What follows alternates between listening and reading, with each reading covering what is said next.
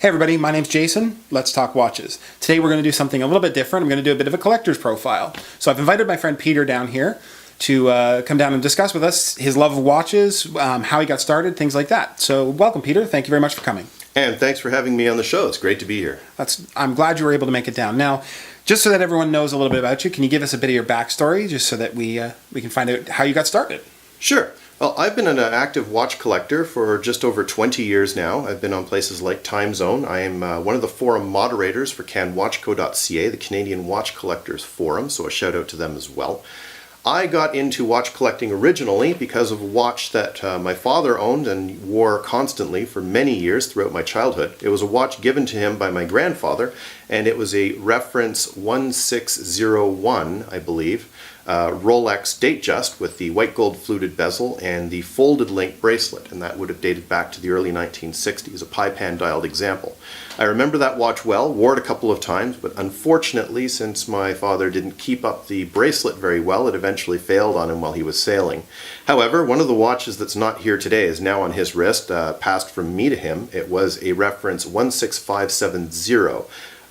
Known to collectors as a Polar Explorer, the Rolex Explorer 2. And one of the first things I wanted to ask you is, what was the first Grail watch that you achieved getting in your life? What's the first one that you sort of wanted and you traded and you bullied back and forth and you finally obtained it? What's that first Grail?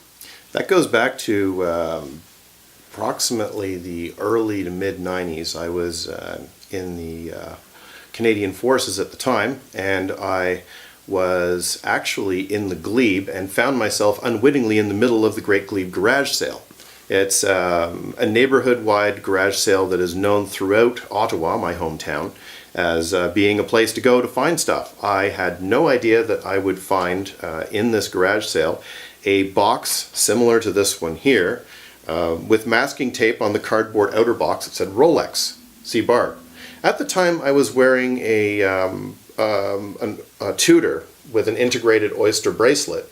It was a nice date model, but it was a quartz. I liked it very much. However, the watch that was in this box, which I subsequently managed to get for the princely sum of $750, it was a 5513 no-date Submariner on an oyster bracelet in the box, and that watch I wore for many years. I really loved it. It survived the artillery. It survived many other adventures since then, and although it has since passed from my hands, I understand the current owner to whom I traded it still has it and really loves it. You have a very big love, well, a building love for this Omega Genève that you have here. You think Sure. that this might be one of those up-and-coming watches that people aren't really paying too much attention to, and something that may very well start to spike in the future. So it's a good time to get in if you're just looking to get into collecting watches. Can you talk a little bit about that particular watch? Absolutely. As some of you may be aware, recently the vintage market has really started gathering a lot of steam, particularly in pieces that are considered a wearable size, typically in a 34 millimeter and up. Of course, there's still a love for pieces that are slightly larger, perfectly understandable. However, what we're seeing is pieces like the vintage Omega Pie Pan Constellation, the Seamasters, even though there's a 34 mil quite often in the vintage pieces, the sort of large lug bumper autos from the 50s, these pieces have started to really gain in value. And with other pieces like vintage Speedmasters and the like, of course, the prices are climbing. So someone just getting into collecting who would be looking for a watch that is definitely a quality piece, but that hasn't garnered quite that much interest yet in terms of price increases, may look at a piece like this 1972 or thereabouts Omega Genève. It's an automatic stainless steel, has an integral oyster bracelet, nice movement with date, again automatic, and those, at least at present, you can get in for approximately $400 US. I don't see that sort of price as being a constant forever, particularly with the interest that has been given to other pieces in the Omega line. In particular, as I mentioned earlier, the Speedmasters. Moving on from sort of the 70s revival that we're starting to see, some of these watches coming back, let's talk about something that's in a watch trend that's been going on for quite a while, but we're now really starting to see some peak interest in, and that's some of these really funky, big, chunky, massive watches like your Stova here. Ah, yes, the one that I affectionately call the Panzer because of the angle of the lugs and the way the bracelet fits on it. Looks like it's pretty much ready to deflect a bullet. Now, not that I would recommend doing that with any wristwatch, especially a fine one. That piece is typical of the revival that we're seeing because the Stova Sea-Time Pro Diver was a watch that did exist back then, I believe, in the 70s, along with its twin, the Sea-Time. The Pro Diver, here in its latest form, again has that very nice, funky, chunky case. It's a nice piece of steel. It has very good wrist presence, and it's not a watch that is for the faint of heart or light of wrist. You'll never put a watch that heavy on and forget that you're wearing it. However, the Pro Diver, 1,000 meters of water resistance, got a helium escape valve on it as well. It really showcases the German engineering that this boutique brand, because they are only available direct from Stova, are capable of delivering, particularly for the money. The other interesting thing about this particular Stova is that it is a model that is no longer available because this had the optional ETA 2824 chronometer movement. It actually has the certified chronometer paperwork that comes with the watch. Now, this is no longer available and hasn't been for some time. I believe that is likely because one morning ETA realized that they were providing certified Swiss chronometer movements to the Germans and decided to cut off supply. That's my theory in any case. I don't have anything to back that other than the fact that that option is no longer available. And on that bracelet, this watch really has a great deal of character. I have not seen a better lug to end link fit on any of the watches that I own, all the way up to the top. Yes, it truly is an amazing piece of work. Just the tolerances that are present on this particular watch are phenomenal. It really shows an attention to detail that some manufacturers seem to be forgetting about these days. Is really paying attention to things like the gaps and everything like that. And it's good to see a company that's coming in at a really affordable price point, bringing a watch with such high quality to it. One of the other watches I wanted to talk to you about as well too was we go from certified chronometers, we've got your Omega Genève. We're coming into watches like the Tissot here. I want to bring this one up just because a lot of people are starting to get on the board with the smartwatches. And we're really starting to see that this was sort of the birth of that era of watch where it did a little bit more than your standard wristwatch. With the amazing T-Touch interface that's on that watch. So can you give a little bit of why you have it in your collection, why you like it, why you think it's important? This is a great example of a watch I found so interesting, I just had to have it.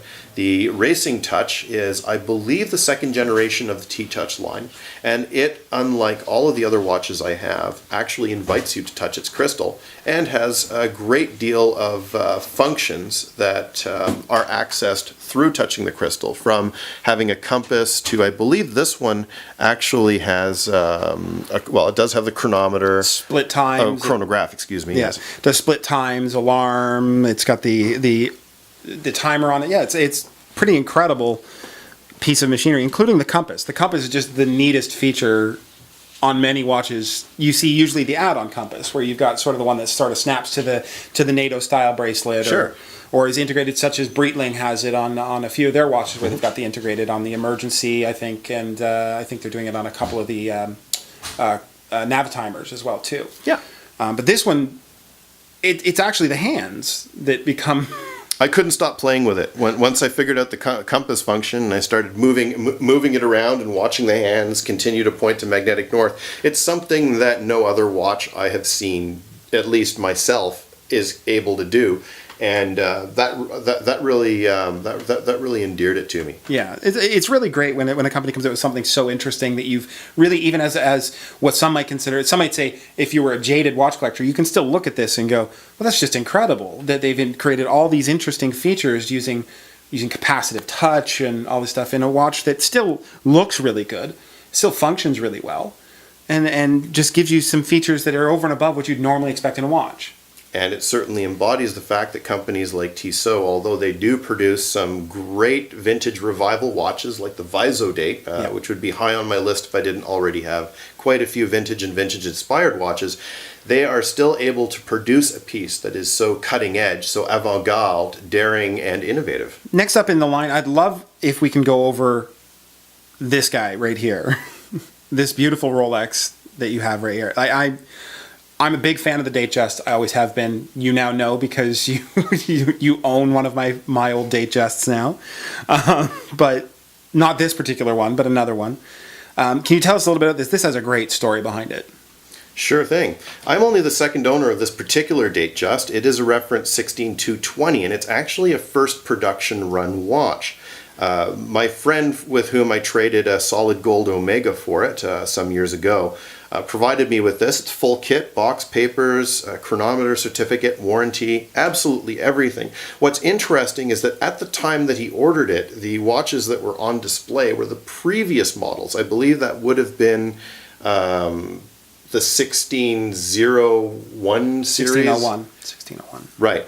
And this watch came in because he ordered it because he wanted to choose the dial. So he didn't pick something that was out of the display case and say, I wanted to wear it home. He absolutely had to have this now very uncommon tapestry dial, which really, really sets this watch apart from many of the other Datejusts that I've seen. So when this watch arrived, it was not the previous series. It actually was the new model with the sapphire crystal. And Rolex attempted to up the price on him. And it was the sales rep at Burke's from whom he bought the watch who said, no, he's put his deposit down. This is how much we're selling him the watch for. And we're going to stand by that. So he actually got a great deal on this piece. He wore it for a quarter century or so, almost daily, and for every conceivable activity. He didn't switch out or wear this in rotation with a great many other watches, like so many of us collectors do. So it's a great, well-preserved piece. I, of course, have had it serviced. It's never been polished. Everything on it is all original. And I really like this classic style with the tapestry dial, the Jubilee bracelet. The nice thing about these sorts of watches, of course, is that there are many more out there. Yeah, they exist. The full kit, one that's been in the family since the original owner, it's still out there. You can still find these deals. You just have to search a little bit, and you have to be very careful when you're doing it because they are starting to reproduce a lot of the boxes and the paperwork, so you have to be very, very careful.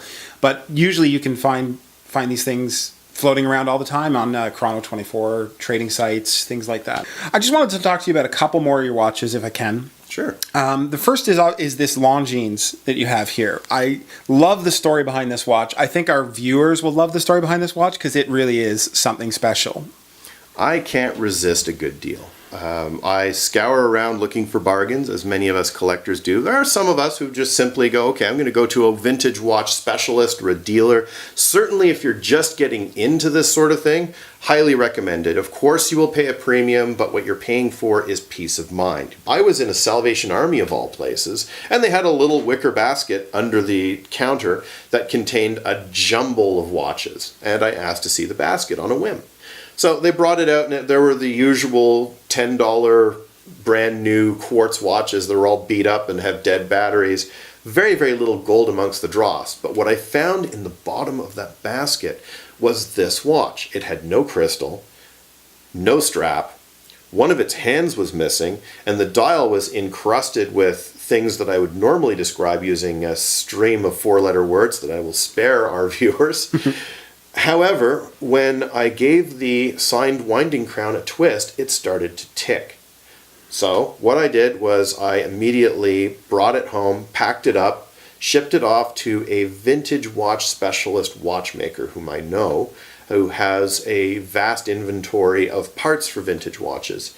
And one very involved restoration later, this watch, which cost me the princely sum of 99 cents to purchase, came back as a very nice large-sized a large-size Longines vintage. I believe this piece probably dates from the mid-1950s. I haven't researched it overly. I'm just thrilled to own it. And with its sub-seconds and its dial being so large, It wears beautifully and goes very well with a suit and is thin enough and elegant enough to be worn with French cuffs. The thing I like the most about this particular watch, whenever you look at it, is I look at this watch right now, and I see this as a watch that could be produced today. It's the size of today. It's the layout we look for in these days. In many cases, in this vintage inspired thing, you could tell someone this watch you just bought it brand new, and they would believe you because this watch looks exactly like it should look if it came out today as a vintage inspired watch. But yet, it is truly a very special vintage piece. Finally, I think I want to talk about this unassuming little Seiko watch that we've got sitting here. I always love watches with a bit of history, and this one has a bit of history as far as I understand. Absolutely. I have gotten quite a few of my friends into watch collecting through suggesting, when they approach me saying, you seem to have watches, you seem to know about watches, what's a watch I can get that doesn't cost very much, that I don't have to worry about wearing just about anywhere, and that I can appreciate and will last. I've often described the Seiko 5 series of watches as the Sunbeam toaster of watches. Kitchen countertop device that was probably older than you are, possibly older than your parents, plugs in the wall, makes toast. Yeah. And it won't stop making toast because it's so reliable and so simple that virtually nothing can go wrong with it. Similar in a way in the watch world is the humble Seiko 5. This is an early example, actually, a Sportsman series from the late 1960s that was owned by my grandfather. This piece has been on our family ever since, and even though it hadn't been cleaned until comparatively recently, I actually sent it in for servicing owing to its sentimental value. You just pick it up, shake it, and it would start to tick. It really, really stood the test of time. I love the patina that's on it as well too. The little dent that's in the dial there. It just shows that this watch was loved and used, and it still continues to be loved and used. I want to thank you very much for being on the show with me today. We're gonna have to call it a bit of time right now, but I definitely enjoyed this, and maybe we'll go over some of the other watches in the future. You can come back down and we'll talk about it. I know we do have one other show that we're going to be doing where we're going to be talking about this one right here. The Jeannot Ocean Rover. This is the Jeannot Ocean Rover. It's a fairly new watch, an homage series watch to the Rolex Submariner, and we're going to give this a little bit of a comprehensive review. So stay tuned for that on the next edition of Let's Talk Watches. My pleasure, and thanks for having me. All right.